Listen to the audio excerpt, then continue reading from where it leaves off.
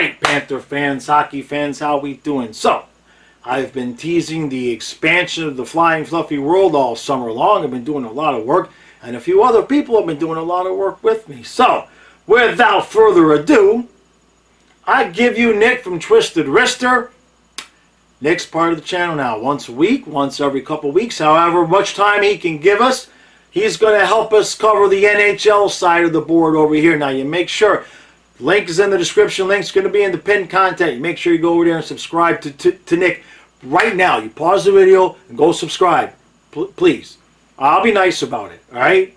Other than that, it's a beautiful thing. We have another thing coming up tomorrow, another big surprise tomorrow. Lots of new content coming up for you guys. But without further ado, Nick from Twisted Wrister, here we go.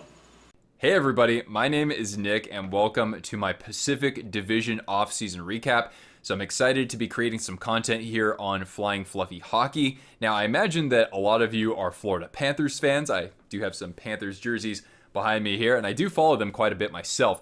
But I'm a California guy. I grew up around San Jose, and so I'm a huge Sharks fan, and I know a thing or two about the Pacific Division and the Western Conference. So you'll get a lot of that sort of content in addition to what everybody else is providing you on this site, mostly for the Florida Panthers. So here we go. I've got a Pacific Division offseason recap, and I create all sorts of content on my main YouTube channel, Twisted Wrister Hockey. So definitely check that out if you haven't already. So really, we're going to go team by team, and this is in accordance with the division standings for this past year. And so I'm just going to help you kind of get caught up with the big changes that happen in the offseason, the big signings, any trades, changes in personnel overall, a couple other stuff as well. So here we go, everybody. We're going to get started with the Calgary Flames, and one huge reason was not only did they win the division, but the Florida Panthers had a huge influence on the Flames offseason. So Johnny Gaudreau, first of all, right? He was a free agent going into the offseason. He was fourth in MVP voting. He had 40 goals, 115 points, and he leaves Calgary. And a lot of people thought that he was going to sign with the Devils or maybe the Flyers. I think there were one or two other teams in that mix. But the idea was he was going to go to the East Coast, and he goes east, but he comes out of nowhere and signs with the Columbus Blue Jackets long term. So that was a huge sort of story to kind of kickstart free agency. And then, as we saw, there was that monster trade between the Panthers and the Flames. So first of all, of course, Matthew Tkachuk, a 42-goal scorer this past season, just 24 years old. He is traded over to the Panthers. And, of course, the Cats extend him long-term. And then Jonathan Huberdeau, who finished fifth in MVP voting, goes to the Flames, in addition to Mackenzie Weegar, who he has some offensive upside, and the Flames are a defense-first team. So I actually think that he really does, he'll be a good complement there with the Flames, I believe.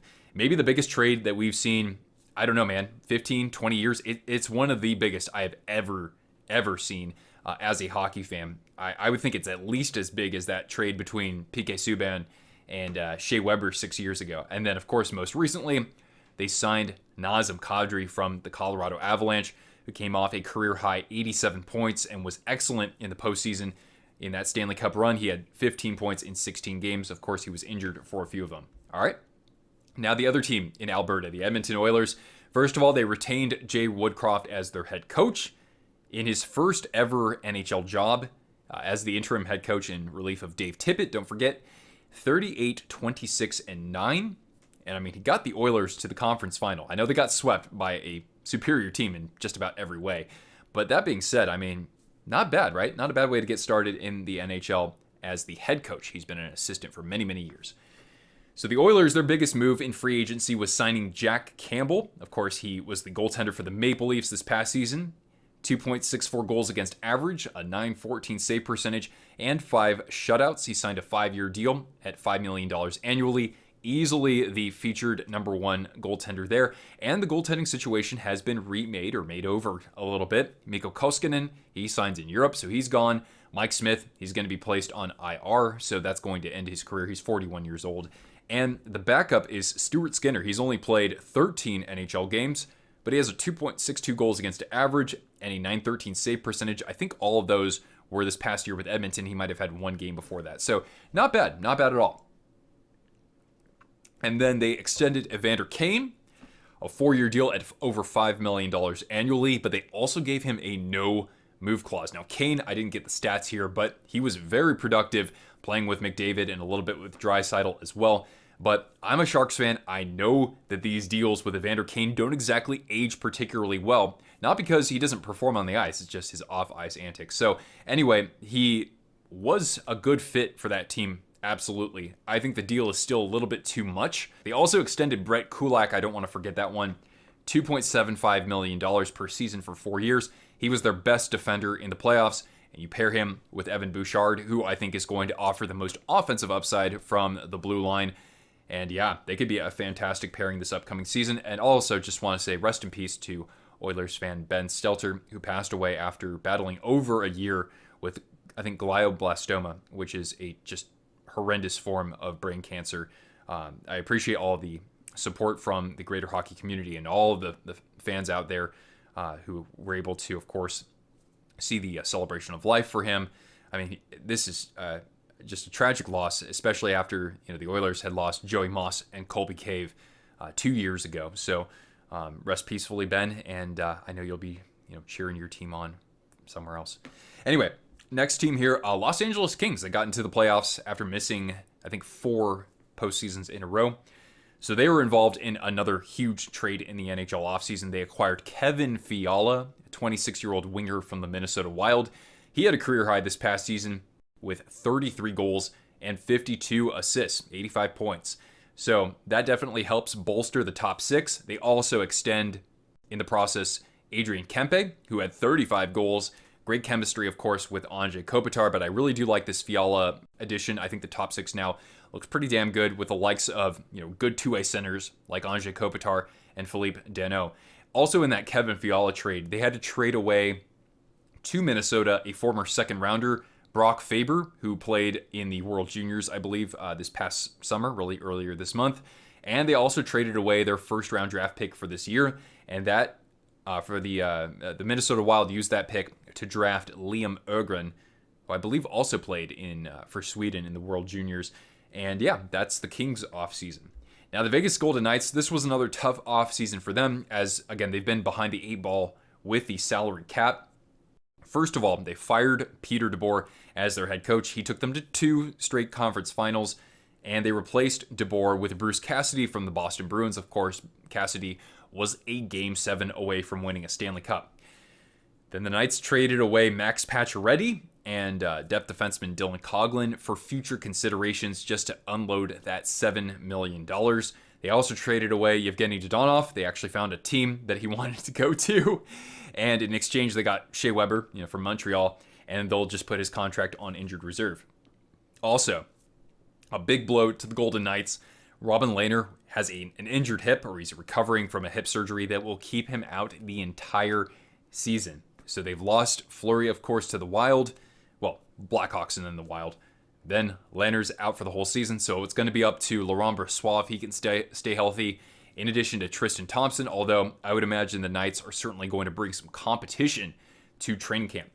The Knights, nonetheless, they did have a couple of extensions. They extended winger Riley Smith, who in his 5 years with Vegas, him and Marchessault have been just constant point producers, really good players. So 321 games.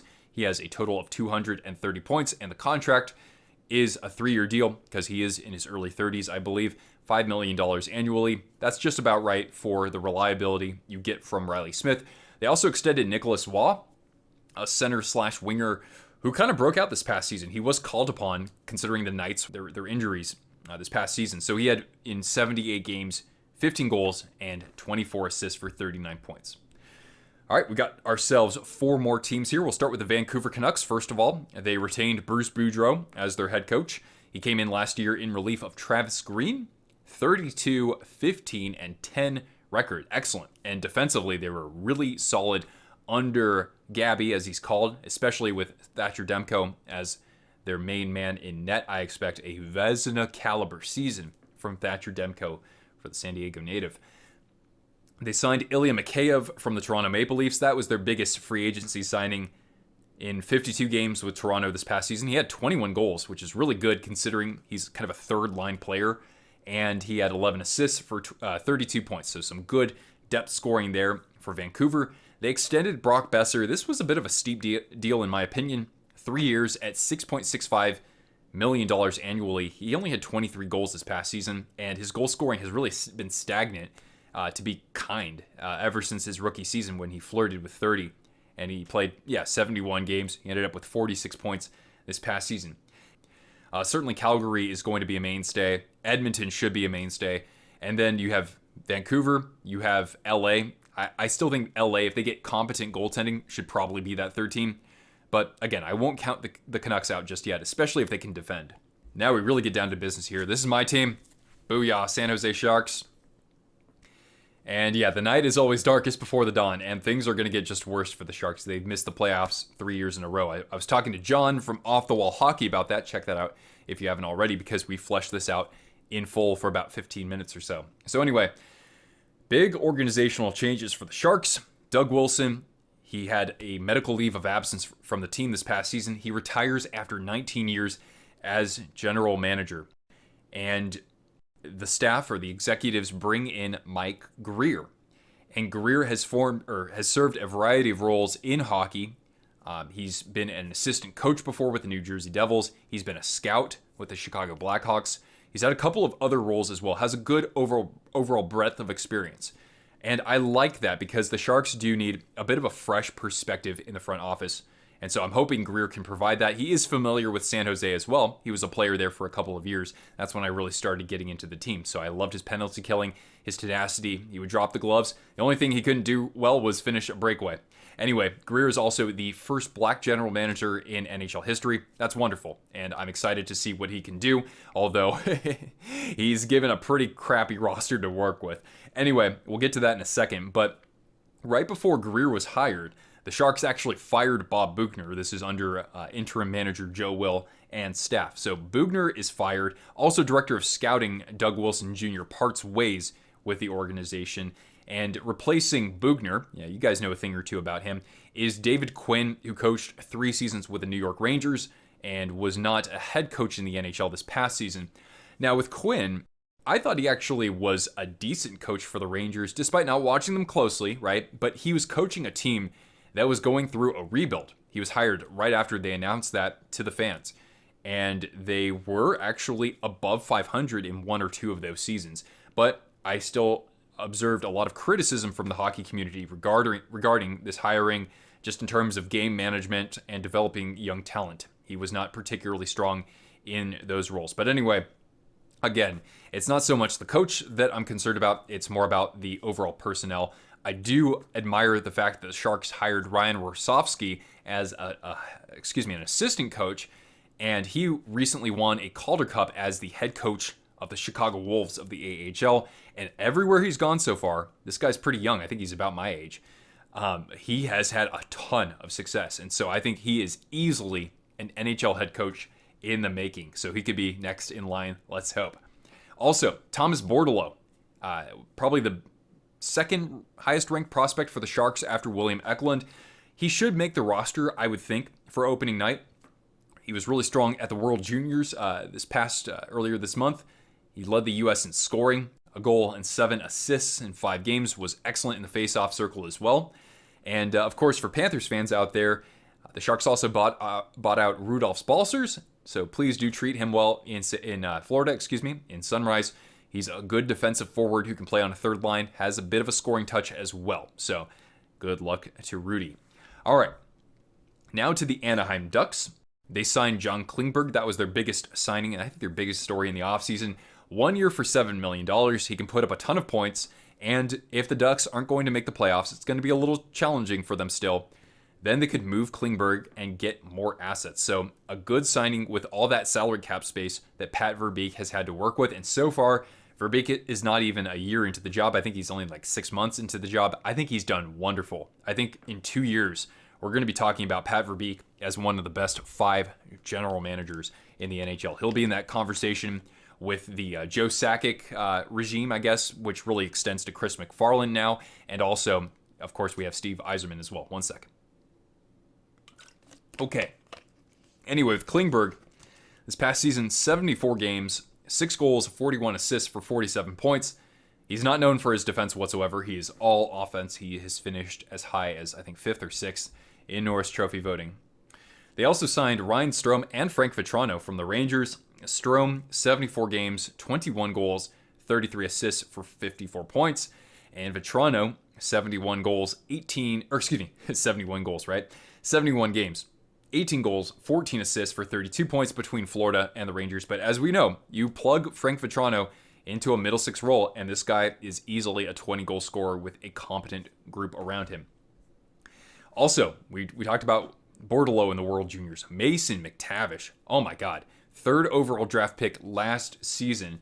And this guy was just absolutely on a tear at the World Juniors. 7 games, 8 goals, 9 assists for 17 points to lead all scorers by a good chunk. He also saved the gold medal for Canada by he knocked a puck out of the goal, or it was basically about to cross the goal line for Finland in overtime, and he knocks it out in midair, I believe, and then Canada shortly after scores the gold medal goal. So this guy's amazing. It's his moxie, it's his presence, his aura. He's a future captain for this team. I don't know if he'll make the team out of training camp, but definitely keep your eye on this young superstar in the making, I believe. And man, the Ducks just have so many young players to look forward to.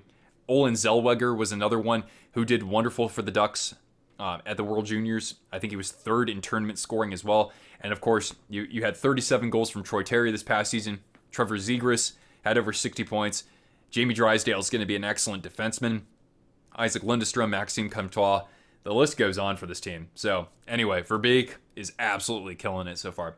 All right, and lastly, we have the Seattle Kraken. And just a pretty poor inaugural season, especially if you have to compare them to Vegas. They just couldn't find that lightning in a bottle. The roster is dramatically different from what we've seen from the beginning of last year. They made over the roster quite a bit over the course of the season and a little bit in the offseason. The first thing that I want to talk about with Seattle, though, was they were drafting 4th overall at the draft this year, and Shane Wright was expected to go 1st overall to the Canadiens, if not maybe 2nd overall to the Devils. Anyway, he falls to 4th.